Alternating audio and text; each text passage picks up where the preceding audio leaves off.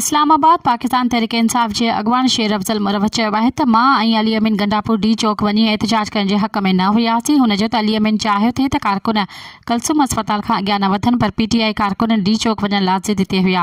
हुननि दावा कई त असां एहतिजाज करण विया हुयासीं, असांजा 12 कारकुन शहीद थिया।